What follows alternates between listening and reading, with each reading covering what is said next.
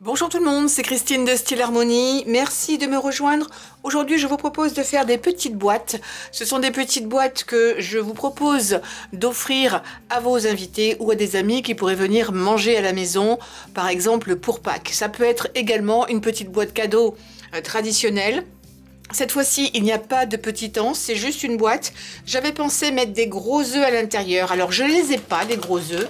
J'ai juste des petits œufs comme ça. Donc, soit vous mettez plusieurs petits œufs, soit vous pouvez mettre des plus gros œufs ou des chocolats plus importants. La taille de la petite boîte, une fois achevée, est quand même assez intéressante. Puisqu'elle fait 9 cm presque et demi sur 4 cm sur 3 cm et demi, parce qu'elle n'est pas complètement fermée, hein, vous le voyez bien, elles sont légèrement incurvées et c'est justement ces petites boîtes qui me plaisent beaucoup. Alors pour faire des boîtes, je vous conseille toujours de prendre un papier un petit peu épais, parce que quand vous prenez un papier trop fin, ça va mal se mettre en place et puis c'est trop fragile.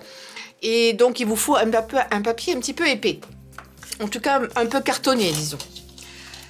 C'est très simple à monter, je vais vous montrer ça de suite. Alors je vais en fait faire la même boîte que celle-ci, c'est-à-dire que l'intérieur ça va être ça, et l'extérieur ça va être ce dessin-là, dont le nom m'échappe évidemment. C'est du lilas, voilà, du lilas, donc c'est très joli, et c'est pour ça que je vais utiliser de l'autre côté aussi.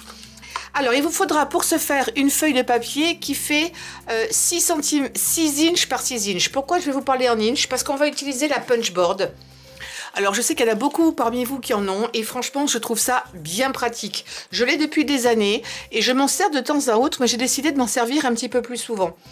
Vous pourriez peut-être faire ce papier-là, je n'ai pas honnêtement cherché à le faire, avec autre chose que la punchboard, mais comme on va utiliser les plis qui sont ici, enfin que la rainure qui est ici, ce serait un petit peu complexe de le faire autrement.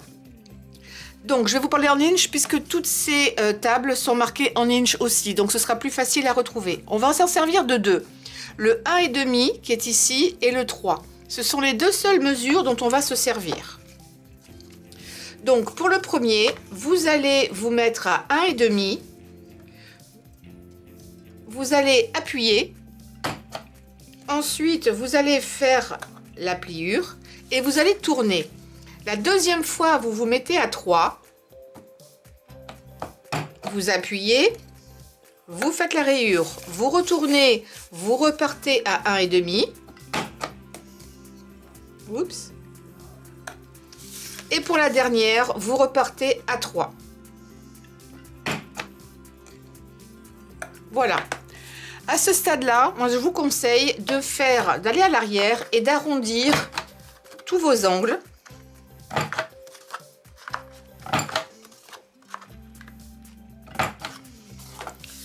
En même temps, je fais le ménage, voilà.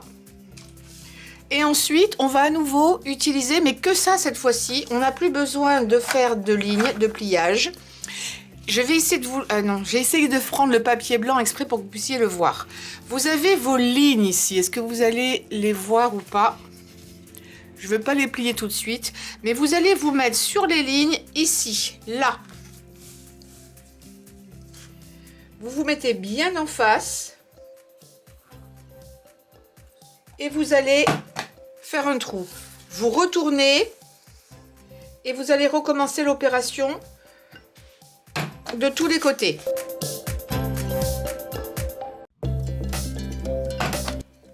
Voilà, donc vous devez avoir au final ceci. On a terminé avec la punchboard. Vous allez prendre votre papier dans ce sens-là. Voyez le grand triangle? Les grands triangles devant vous et on va couper jusqu'à la pliure. Vous allez avoir une pliure qui est là. Vous allez couper d'ici jusqu'à la pliure. Pareil de l'autre côté. Vous le retournez dans l'autre sens, toujours du côté du grand triangle et vous allez couper jusqu'à la pliure. Je me sers un peu de la lumière pour me guider. Maintenant, on va plier.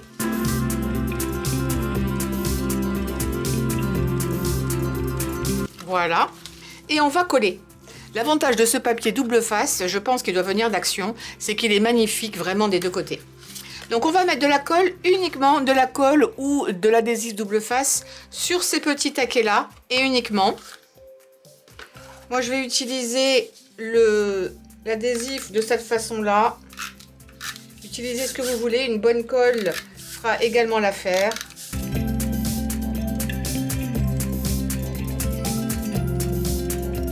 Voilà, et maintenant on va la mettre simplement en place.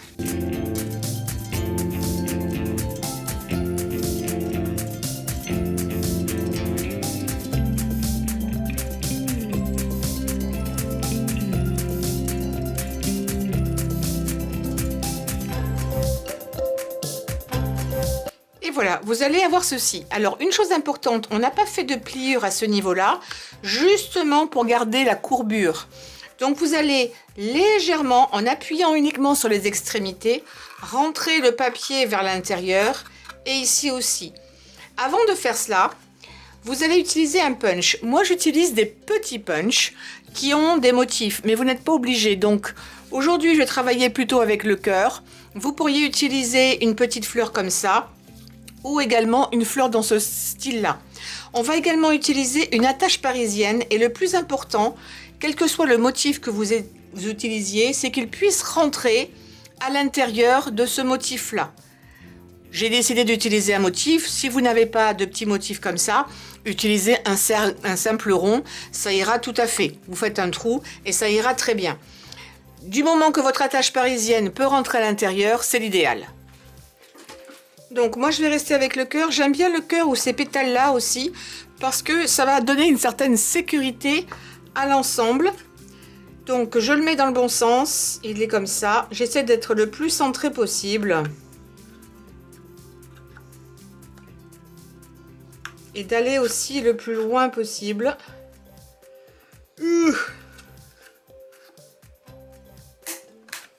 Voilà, c'est pas super bien centré. Mais on va faire comme ci. Et ensuite, vous allez prendre un petit objet comme ça qui pique. Donc, je vous disais, vous le mettez comme ça avec vos doigts.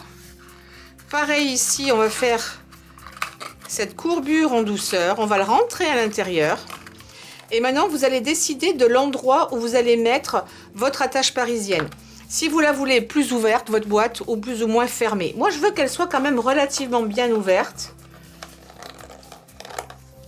Je vais faire des essais. Ah, c'est très joli comme papier, vraiment très très chouette. Et l'avantage, c'est que toutes ces fleurs sont dans des sens différents. Donc, il n'y a pas de sens à avoir. Ça, c'est bien pratique. Je pense que je vais le laisser là. Et du coup, je vais mettre mon attache parisienne. Je ne veux pas que ce soit trop serré. Ici, je vise à peu près au milieu. Il va y avoir un petit peu de lâcher.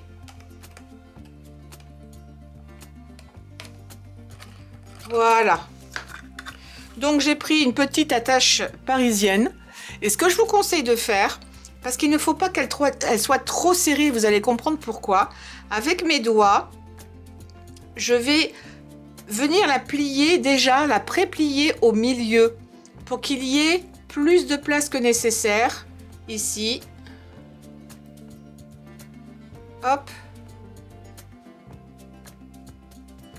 Et hop, vous voyez ce que je veux dire? Voilà, je veux la pré-plier et ensuite, je remets les petites pattes bien droites pour pouvoir les rentrer dans mon papier et je réécarte derrière. Si vous le souhaitez, et je vous conseille de le faire, vous découpez un petit papier blanc ou de couleur et vous le collez par-dessus, c'est juste pour éviter qu'on ne puisse s'accrocher, mais normalement il n'y a pas de souci.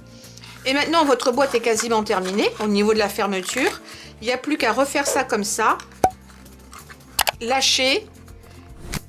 Et le petit trou va se prendre à l'intérieur.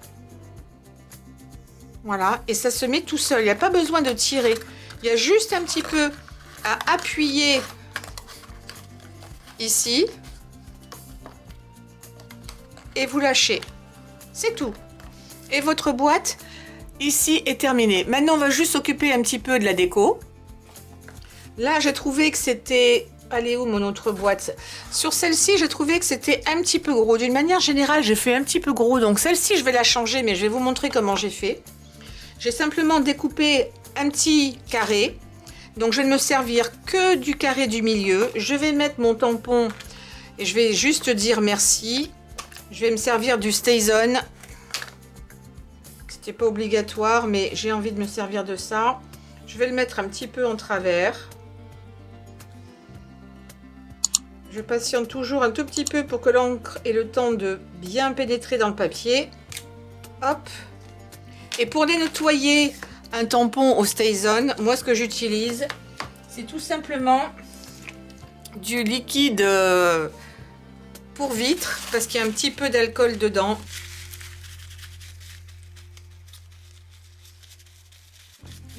Et en général, ça les nettoie très bien. Votre tampon risque d'être malgré tout un peu teinté. Surtout que ces tampons-là, ils sont pas tout jeunes. Mais le plus gros est parti. Pas besoin de produits spécifiques. Un petit peu d'alcool, c'est pas très violent sur cela. On dit des fois qu'il faut pas utiliser d'alcool sur les tampons transparents. Mais c'est pas de l'alcool à 90 non plus. Et pour faire un petit peu plus joli, j'ai décidé d'utiliser un ruban. Donc le ruban de chez Action que je trouve qui se marie très bien. Donc je vais en prendre un petit morceau. Ça dépasse un petit peu quand même. Voilà. Je vais le plier un petit peu comme ça en deux.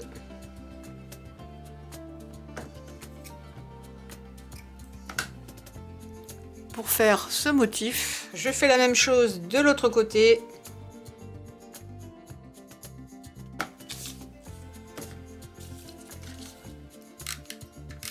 Un petit peu d'adhésif.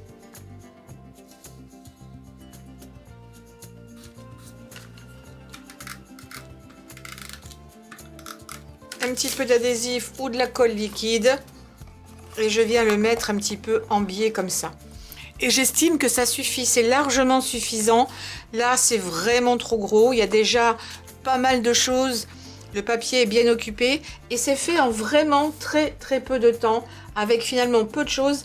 Si vous n'avez pas la punchboard, je vous conseille éventuellement de l'envisager. On peut faire plein de petites boîtes avec. Je pense que je ferai davantage de vidéos peut-être avec la punchboard pour vous inspirer davantage. Mais regardez comme il est beau ce papier.